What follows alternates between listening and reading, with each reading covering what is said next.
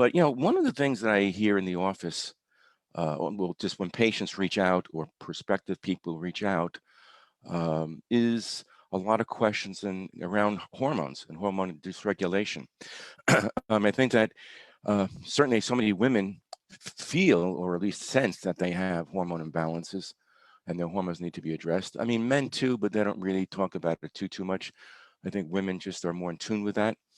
And all too often, right, they're seeing their primary doctor or an endocrinologist or gynecologist and really told that there really isn't anything wrong. And yet the woman senses it, right? And all too often, when their complaints are kind of bouncing around from doctor to doctor and everyone is saying to them that everything is fine, you shouldn't be feeling the way that you feel, and maybe it's you, maybe you're just depressed, and they're going to be put on an antidepressant.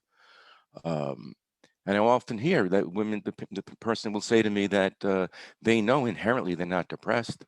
I mean, they feel down because they're feeling so bad for so long, but they're not really depressed. But they wind up taking the antidepressant in an attempt to feel better, which comes with side effects, and oftentimes doesn't even really change much for them in their symptomatology. Anyway, what I want to do today is just kind of give you a little bit of insight into this hormone game a little bit. I'm not going to go too deep. It can get pretty heavy. But let me, again, share the screen. Where do I go to share the screen? Go to Zoom. Okay, yeah. All righty. So let's go to, where is my picture I want to go to?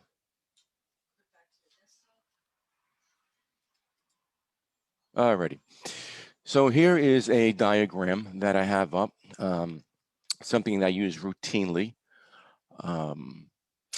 Just to get things started here is, if you haven't heard me say this before, many people have heard me say this before, but there is a super system to the body, which is called the neuro-endocrine-immune super system. And what that means, neuro means your brain, endocrine is your hormone system, right? Endocrine system.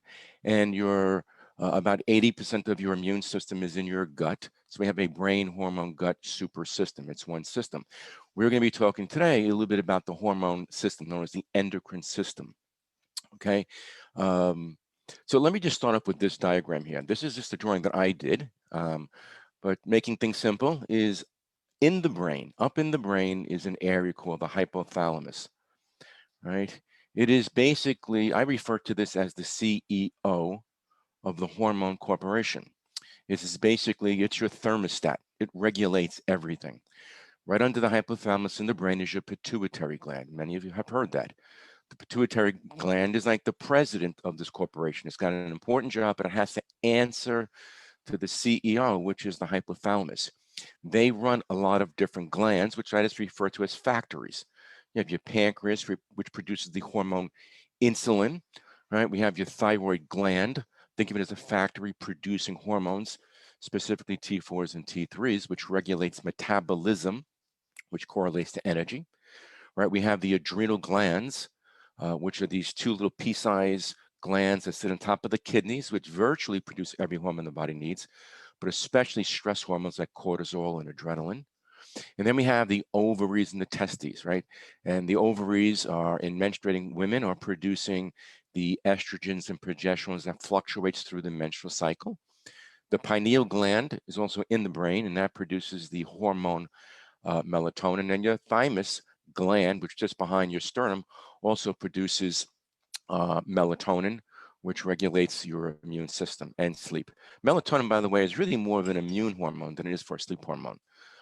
Which is interesting because when you're sleeping, when melatonin should be high, we think of it for sleep, but it's that your body's immune system is working to clear out debris and regulate inflammation in the body when we sleep.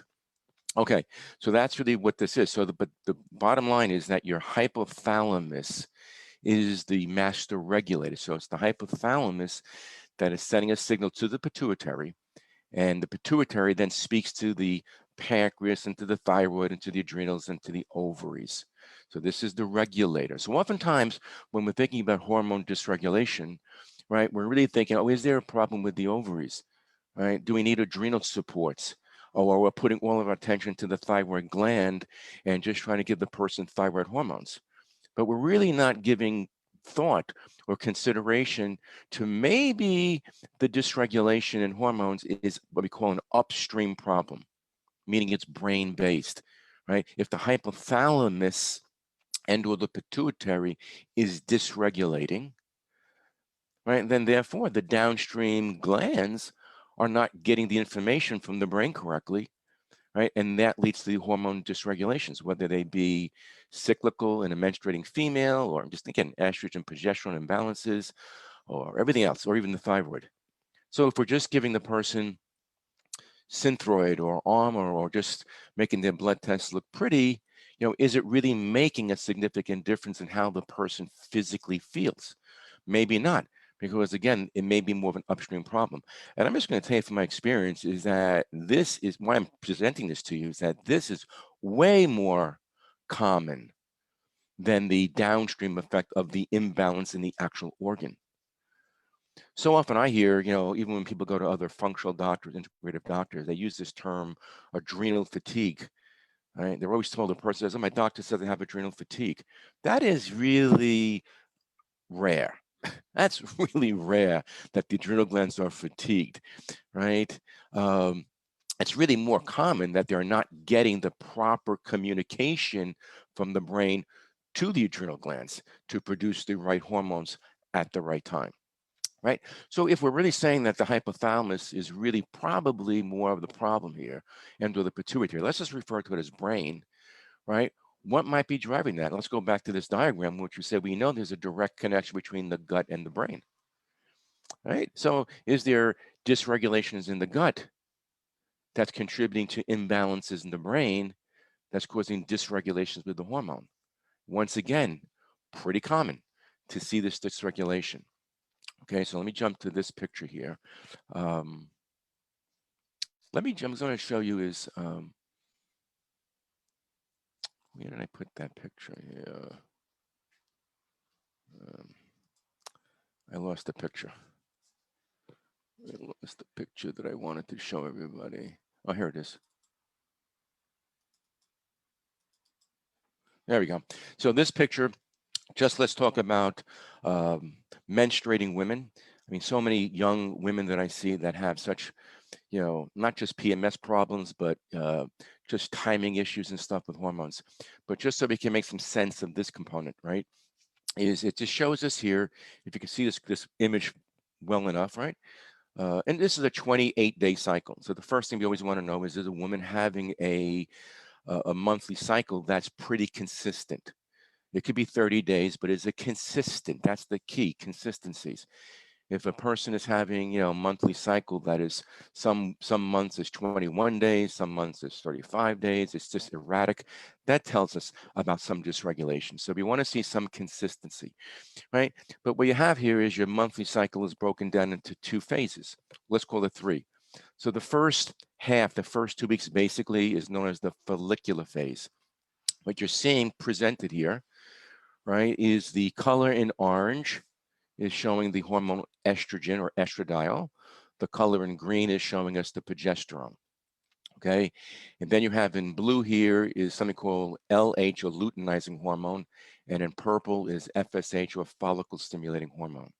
Okay, these two hormones, luteinizing hormone or LH and follicle stimulating hormone or FSH, is the signaling hormone from the brain to the ovaries.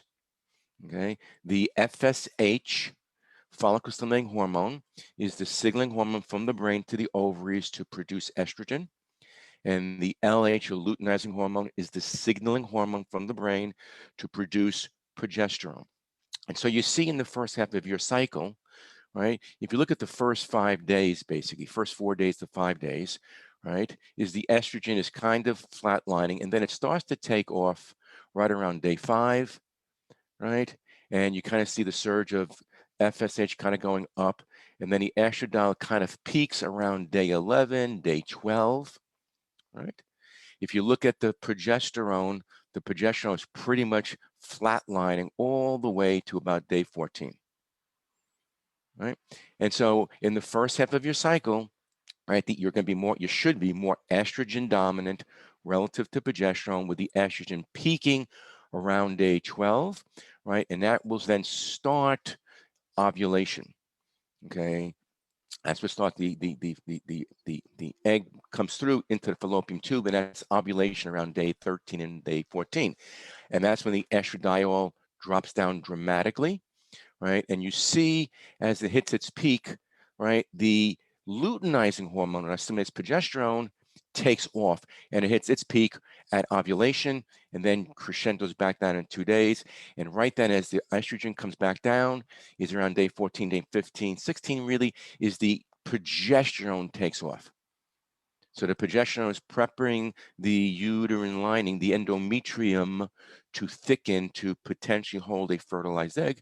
So the timing, again, you just see the estrogen is dropping way down when the progesterone takes up.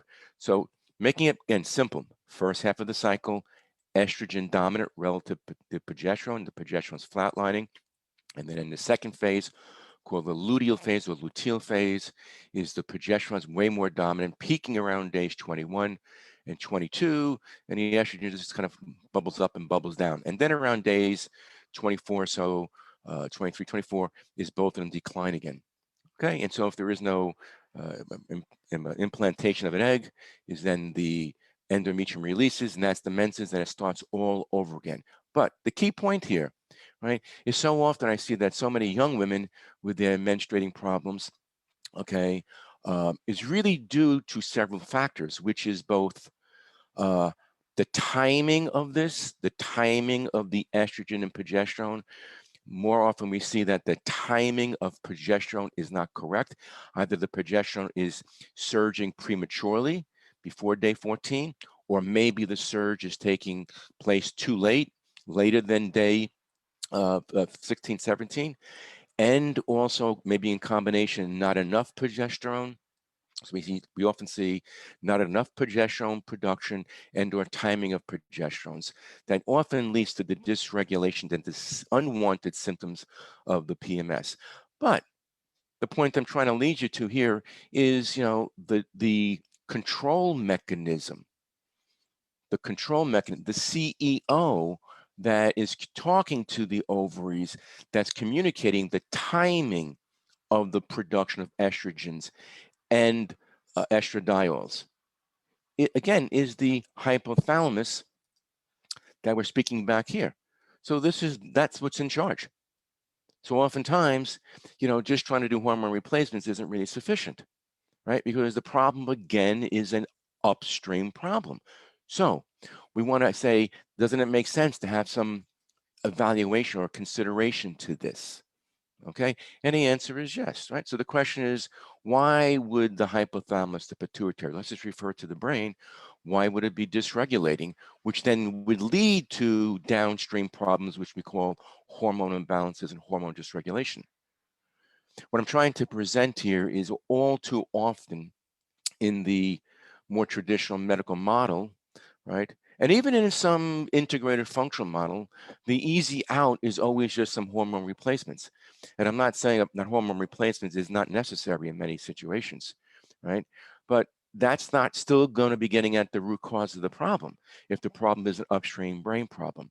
And so that always comes back to, leads me to this picture, which is this term inflammation. I know it's like redundant, inflammation, inflammation, inflammation. But the point is, this is the driver behind this, right? Because let me go back to the picture. The hypothalamus itself, this area of the brain, has a lot of receptors on it, receiving ducts, okay? It has a lot of receptors for pro-inflammatory immune chemicals called cytokines. So the immune system, when it's driving or promoting inflammation, it's creating what are called inflammatory cytokines. These are inflammatory chemical messengers. In other words, your brain wants to know that there's an inflammatory process going on, right? So this hypothalamus has a lot of receptors.